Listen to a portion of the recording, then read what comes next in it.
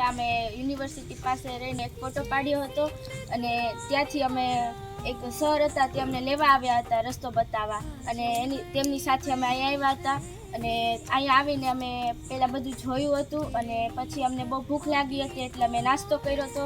પછી અમે કેમ્પમાં ગયા હતા અને બધું સરખું કર્યું, અમે ગાડલા રાખ્યા અને ચાદરનું બધું રાખ્યું અને પછી બહાર આવ્યા. અમે નાસ્તો કર્યો અને નાસ્તો કરીને અમે થોડી વાર કેમ્પમાં બેઠા અને પછી ત્યાંથી અમને બધું મેડમ હતા પૂજા મેડમ એમને બધું જોવા લઈ ગયા. અમે સાપની કેટલી પ્રજાતિઓ છે, કેટલા સાપ ઝેરી છે અને કેટલા સાપ બિનઝેરી છે તે અમે જોયું અને અહીંયા જે દિવાલ ઉપર બધા ચિત્રો કર્યા છે તે અમને જોયું અને અમને ઘણું બધું જાણવા મળ્યું.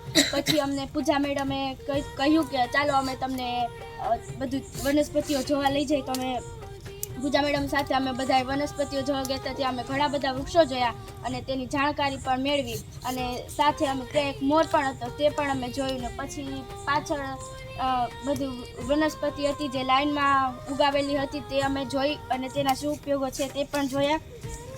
પછી ત્યાંથી અમે અહીંયા આવ્યા તો પૂજા મેડમે કીધું કે અહીંયા જે હોલ છે ત્યાં બધા પોસ્ટર લગાવેલા છે અને ત્યાં ઘણી બધી નવી જાણકારી હતી. જેમ કે પહેલાં જ્યારે એક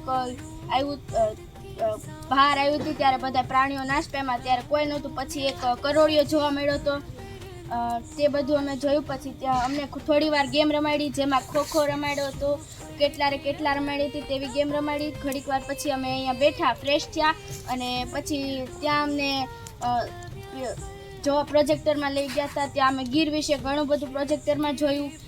પછી અમે એવું જોયું કે